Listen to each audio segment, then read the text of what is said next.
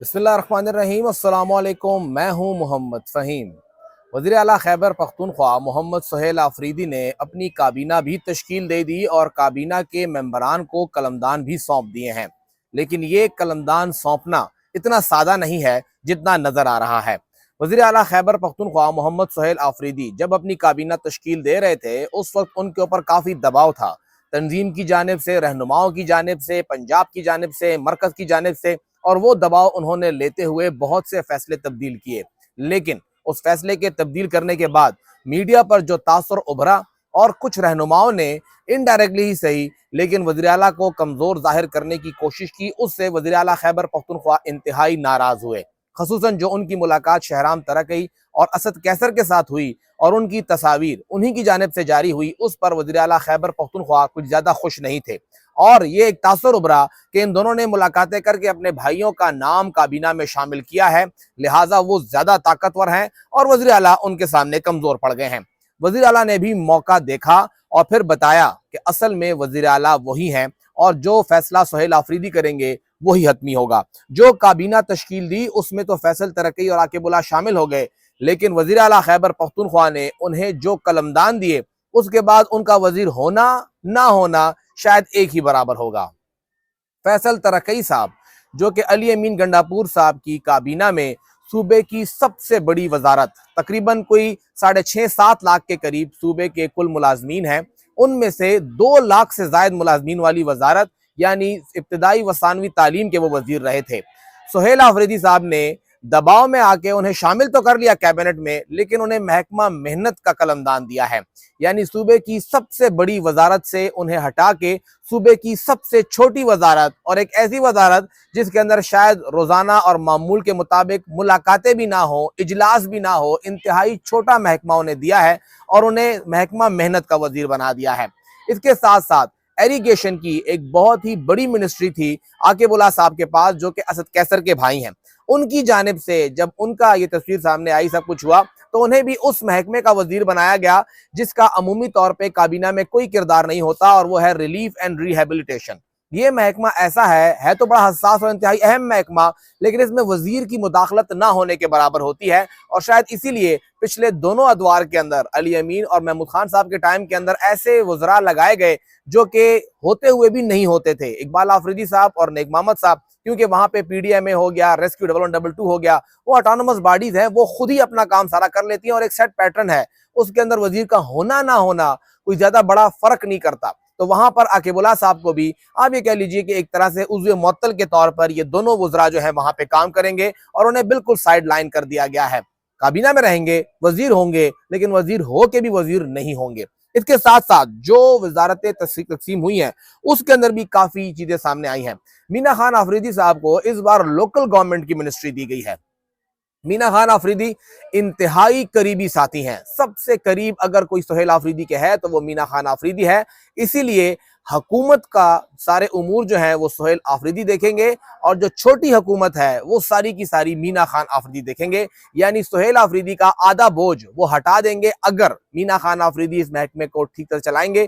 क्योंकि इस तमाम शहरी जो सहूलियात हैं अगर उनको देखा जाए तो एक बड़ा हिस्सा जो है, अगर तालीम और एजुकेशन के साथ साथ इसको देखा जाए तो सबसे बड़ा महकमा इसी लोकल गवर्नमेंट के पास आता है कि सबसे ज्यादा आवाम का इंटरेक्शन इन्हीं के साथ आता है। तो मीना खान साहब को एक बहुत बड़ा बोझ इसलिए दिया गया है ताकि सुहेल आफरीदी जो है वो वहां पर एक रिलैक्स माहौल की तरफ जा सकें। इसके साथ साथ शफी जान साहब जो सूबे का चेहरा होगा, वजीर आला का चेहरा होगा, वो होंगे शफी जान साहब।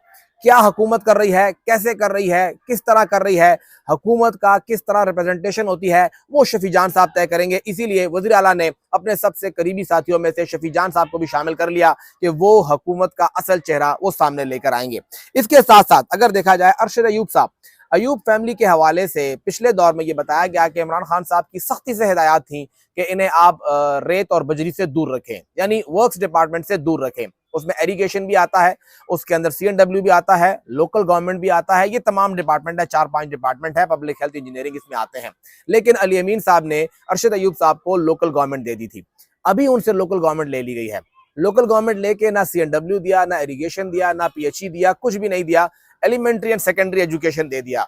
गो कि ये बहुत बड़ा महकमा है, लेकिन अयूब बरदरान कभी भी इसके अंदर इतना खुश नहीं रहे। पिछली बार भी एक बार अयूब साहब यहाँ पर आए थे और चंद दिन के बाद छोड़ के चले गए थे। अब देखना यह है कि अरशद अयूब साहब यहाँ पे कितना अर्सा गुजारते हैं। खैर वो ज्यादा खुश नहीं होंगे यहाँ पे। यानी ये पांचवा कलमदान है हमारे सामने है कि वो सुहेल आफरीदी साहब ने अपनी यहाँ पे एक रिट जाहिर करने के लिए दी है कि जी मैं चीफ मिनिस्टर हूं, मेरी मर्जी से सब कुछ होगा। इसके साथ साथ फजल शकूर साहब को पब्लिक हेल्थ इंजीनियरिंग दी गई है। फजल शकूर साहब को लेबर डिपार्टमेंट दिया गया था पिछले दौर में अली अमीन साहब के टाइम पर, और आखिर में 2-4 दिन के लिए उन्होंने टूरिज्म देखा। ऐसा शख्स जिसके ऊपर कोई करप्शन का शिकायत नहीं है। ठीक है, उनकी वहां पे जो एक पब्लिक अपीयरेंस है उसके ऊपर एतराज होता है, वो मीडिया पे नहीं आते हैं, खुल के बात नहीं कर पाते हैं, लेकिन उनके ऊपर एक बहुत बड़ा एतबार करके उन्हें बहुत बड़ी मिनिस्ट्री दी गई कि आप लीजिए और कीजिए, क्योंकि सुहेल आफरीदी साहब के करीबी साथियों में से ये भी शामिल होंगे। सुहेल आफरीदी साहब और अली अमीन साहब के भी ये करीबी साथियों में शुमार होते हैं। इनके साथ साथ आफ्ताब आलम आफरीदी साहब, उनका लॉ डिपार्टमेट था, उनको लॉ डिपार्टमेंट ही दिया गया है कि आप वही चलाएं।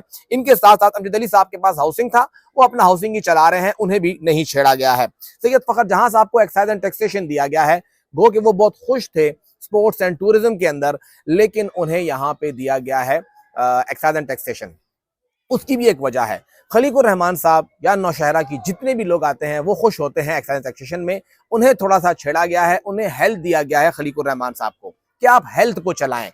खलीकुर रहमान साहब हेल्थ में ज्यादा रिलैक्स फील नहीं करेंगे, जिस तरह का उनकी नेचर है, जिस तरह वो काम है। बरकी साहब वहां पर मौजूद है, लेकिन उन्हें वहां पे लगाया गया है और ऐन मुमकिन है कि ये वजारतें चेंज होंगी, हेल्थ की भी और उनके साथ साथ एक्साइज टैक्सेशन की भी, क्योंकि सैयद फखर जहां साहब एक्साइज में खुश होंगे, उन्हें कोई मसला नहीं है।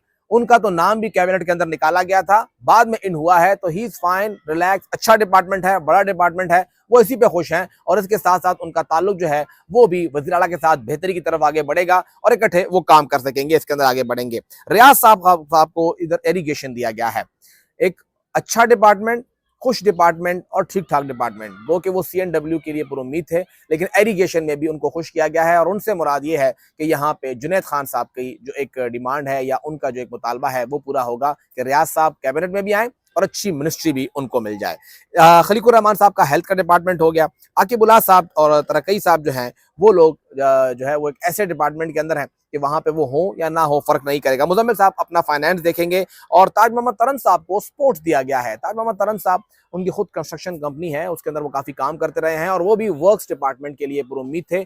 या वर्क्स डिपार्टमेंट ना हो, CNW के लिए हर बंदा कोशिश कर रहा था, उसके अलावा अगर वो ना हो तो फिर वो पुरुम्मीद थे कि उन्हें एनर्जी एंड पावर दिया जाएगा, लेकिन उन्हें स्पोर्ट्स दिया गया है। गो कि स्पोर्ट्स डिपार्टमेंट ऐसा है कि पब्लिक इमेज बिल्डिंग बहुत अच्छे तरीके से होती है, मिनिस्टर के पास बहुत ज़्यादा इख्तियार होता है। सैयद फखर जहां ने करके बताया कि डिपार्टमेंट कितना बेहतरीन डिपार्टमेंट था, किस तरह उन्होंने चलाया, लेकिन यहाँ पर उन्हें भी उनकी मर्जी का डिपार्टमेंट नहीं दिया गया। अच्छा डिपार्टमेंट दिया, लेकिन स्विच करके दिया जहां पे उन्हें मुश्किलात होंगी। तो इस पूरी काबीना के अंदर जो कलमदान तब्दील हुए हैं, यहाँ पर वज़ीर आला ने ये वाजे किया है कि वो वज़ीर आला हैं। ठीक है, कैबिनेट बनते हुए बड़े लोगों ने दबाव किया और बहुत से लोगों की बात मानी, लेकिन बहुत जल्द उन्हें यह एहसास हो गया कि इन सब के दबाव में आके इनकी बात मानने से फायदा कुछ नहीं होने वाला, उल्टा बदनामी होने वाली है। लिहाजा उन्होंने वो जो डैमेज हुआ, जो काबीना कलमदान तब्दील करते हुए हुआ था, उस डैमेज को कंट्रोल करने के लिए उन्होंने ये फॉलो अप किया और ऐसे कलमदान दिए जहां पे नजर आया कि कंट्रोल वज़ीर आला के पास है और CNW डिपार्टमेंट भी वज़ीर आला के पास है।